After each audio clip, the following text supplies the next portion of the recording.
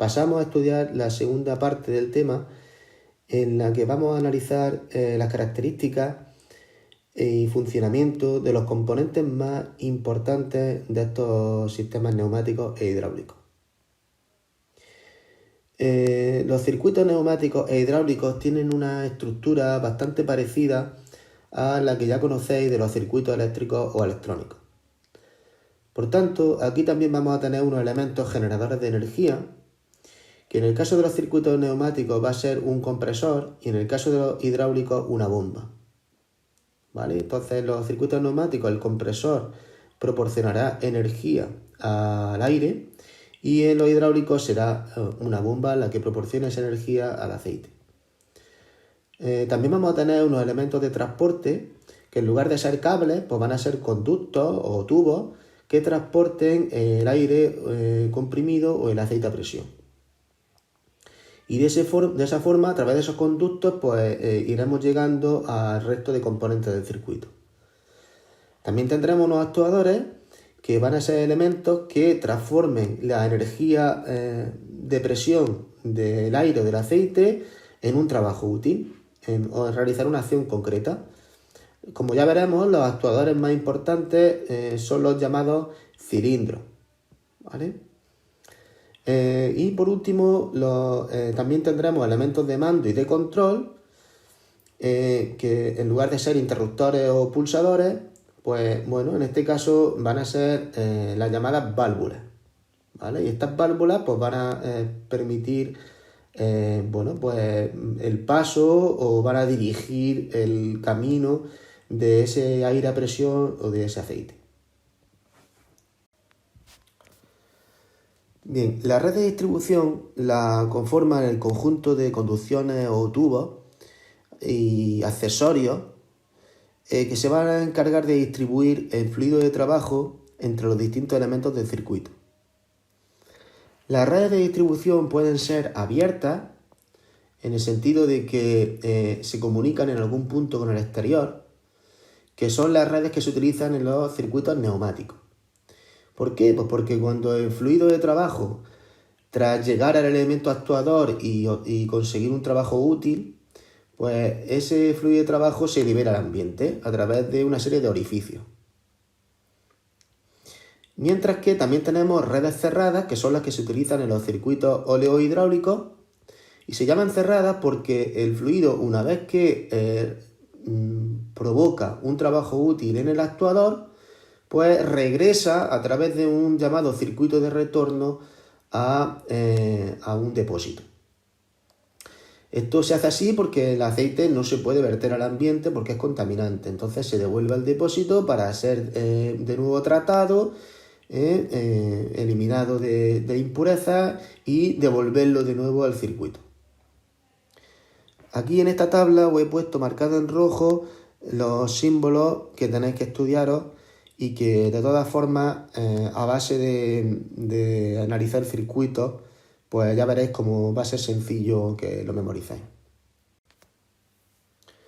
El grupo compresor de un circuito neumático es un conjunto de dispositivos encargados de aumentar la presión del aire atmosférico y proporcionar ese aire comprimido al resto del circuito.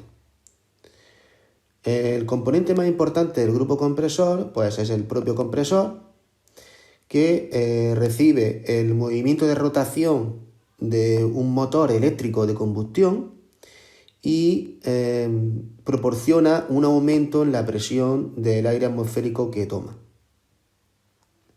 Ese aire atmosférico, antes de entrar en el compresor, pues tiene que pasar por un filtro para eliminarle pues, la mayor parte de partículas sólidas o de suciedad. Bien, pues los compresores más habituales son de dos tipos. Tenemos los compresores alternativos y los compresores rotativos. Los compresores alternativos disponen de un émbolo pistón que realiza un movimiento alternativo en el interior de un cilindro. El aire entra en la cámara del cilindro por una válvula de admisión. Cuando se ha llenado la cámara, la válvula de admisión se cierra y el pistón se desplaza, ¿vale?, con lo cual disminuye el volumen de la cámara y aumenta la presión del aire que hay en el interior. Con lo cual aquí por la válvula de salida tendremos un aire comprimido. ¿Vale? El ciclo se repetirá de forma que la válvula de escape se cerrará. Mientras tanto el pistón descenderá gracias a este mecanismo vía la manivela y de nuevo la válvula de admisión se abrirá para realizar una nueva toma de aire atmosférico. Por su parte, los compresores rotativos, pues dentro de ellos los más importantes son los de paletas, que constan de un eje sobre el que se dispone un conjunto de paletas. Bueno, pues este dispositivo está diseñado de forma que a medida que el aire atmosférico va pasando por las paletas, pues la cámara va disminuyendo su superficie y por tanto va aumentando la presión del aire hacia la salida. En algunos circuitos neumáticos, el aire comprimido alcanza una temperatura excesiva y necesitamos utilizar un refrigerador para enfriarlo. Para ello, lo que hacemos es provocar un intercambio de calor entre el aire comprimido y un refrigerante que circula por una serie de tubos. Por otro lado, también son habituales utilizar depósitos de almacenamiento del aire comprimido para acumularlo y utilizarlo pues, cuando sea necesario. Un componente fundamental en los circuitos neumáticos es la llamada unidad de tratamiento o unidad de mantenimiento. La unidad de tratamiento está compuesta por una serie de dispositivos que se van a encargar de mejorar la calidad del aire para minimizar los daños en el resto del circuito. Entre esos dispositivos se encuentran un filtro para eliminar partículas del aire procedentes de la atmósfera, un deshumidificador para eliminar la humedad del aire, ya que un aire húmedo pues, provocaría daños por corrosión de los conductos, un regulador de presión que se va a encargar es una válvula que se va a encargar de que la presión del aire comprimido se mantenga aproximadamente constante, y un lubricador, que es un dispositivo que va a suministrar pequeñísimas gotas de aceite, y esa lubricación es fundamental pues, para que no existan demasiados rozamientos, para alargar la vida útil del circuito y para que en definitiva, para aumentar el rendimiento del proceso. Cuanto menos rozamientos, más duración de todos los componentes del circuito y mayor rendimiento en el trabajo útil que se consigue. Pues bien, la unidad de tratamiento es un bloque de dispositivos que suele venir agrupado, como veis en esta imagen, y cuyo símbolo completo es este que veis aquí, donde este primer componente representaría el filtro. Aquí tendríamos la válvula reguladora de presión. Este circulito representa un manómetro que está midiendo la presión manométrica en este punto, para que el manómetro lo que nos va a hacer es indicarnos pues, que la presión pues, se mantiene aproximadamente constante. ¿Vale? Aquí tenéis el manómetro. Y aquí tendríais el lubricador.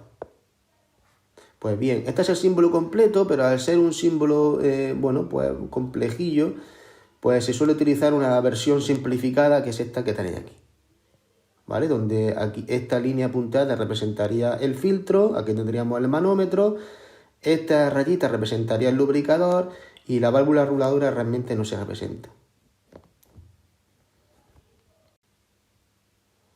Pasamos a estudiar los actuadores. Los actuadores son los dispositivos que se van a encargar de transformar la energía de presión del aire o del aceite en un trabajo útil, en un determinado movimiento.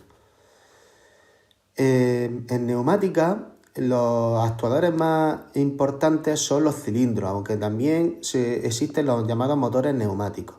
¿Vale? Los cilindros provocarían un movimiento lineal alternativo y los motores neumáticos obtendrían un movimiento rotatorio. Pero ya digo que los más utilizados son los cilindros. Los cilindros, aquí tenéis una imagen de un cilindro, pues tienen como componentes más importantes un émbolo o pistón que se desplaza linealmente por dentro de un cilindro, ¿vale? Entonces la parte interna de ese cilindro recibe el nombre de camisa. Unido al émbolo o pistón tendríamos este elemento que se llama vástago. Además, el cilindro presenta una serie de orificios por los cuales entra y sale el aire o el aceite. Bien, podemos distinguir dos tipos de cilindros, los llamados cilindros de simple efecto y los cilindros de doble efecto. Los cilindros de simple efecto, cuyo símbolo lo tenéis aquí, tienen un único orificio de entrada y salida, es decir, que por este orificio tanto entra como sale el fluido. Estos cilindros realizan trabajo en un único sentido, solamente en el avance, ¿vale? Y pueden volver a la posición inicial, es decir, pueden realizar el retroceso, pues a veces por su propio peso, o bien por una carga, o bien por la acción de un muelle, como lo que tenemos aquí representado. Pues bien, aquí tenemos un esquema que explica el funcionamiento de un cilindro de simple efecto. Como veis, esta flecha representa la entrada del fluido a presión y ese fluido a presión va a actuar sobre esta superficie del émbolo, con lo cual va a hacer que el vástago salga. Se produce el avance del vástago. Cuando el fluido deja de entrar, la presión desaparece y el vástago retrocede, ¿vale? Y volviendo al estado inicial. A partir de la fórmula de la presión podemos calcular la fuerza ejercida por el cilindro en el avance, despreciando la resistencia del muelle. Pues la fuerza sería la presión provocada por el fluido por la sección del émbolo, ¿vale? Fijaros que la presión se produce sobre esta superficie del émbolo, que está marcada en azul. Por lo tanto, como se trata de una figura cilíndrica, pues la sección, la superficie sería el pi por el radio del émbolo al cuadrado. O lo que es lo mismo, pi por el diámetro del émbolo al cuadrado partido por 4. O sea que la fuerza sería la presión por pi por el diámetro del émbolo al cuadrado entre 4.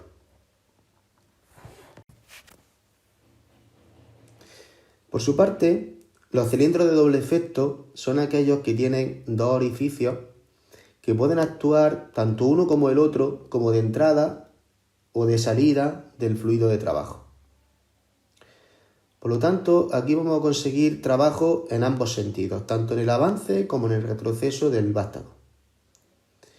Aquí tenéis el símbolo del cilindro de doble efecto. ¿Veis? Podéis comprobar que tenemos dos orificios, este y este.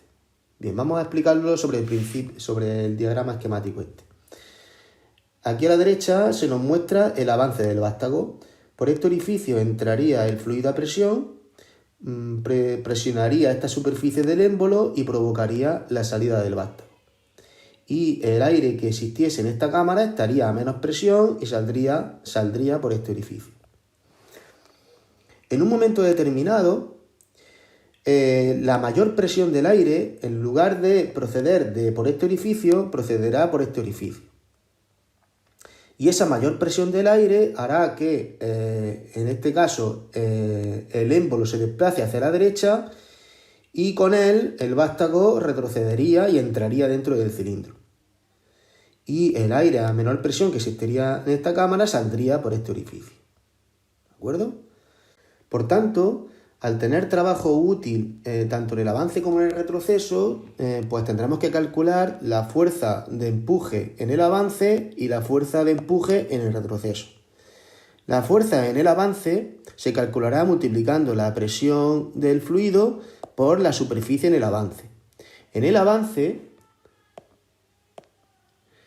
la superficie que tendremos que tener en cuenta es la del émbolo. Por lo tanto, se puede calcular multiplicando pi por el radio del émbolo al cuadrado, o bien pi por el diámetro del émbolo al cuadrado entre 4. Mientras que en el retroceso, la superficie que hay que tener en cuenta sería la superficie del émbolo menos la superficie del vástago. La superficie del émbolo vendría dada por pi por el diámetro del émbolo al cuadrado partido por 4, y la del vástago sería pi por el diámetro del vástago al cuadrado entre 4. ¿Vale? Entonces, si multiplicamos la presión por la diferencia de esas dos superficies, pues tendremos la fuerza de retroceso. Por tanto, como consecuencia, el trabajo útil durante el avance, ¿vale?, pues siempre será mayor que el obtenido en el retroceso.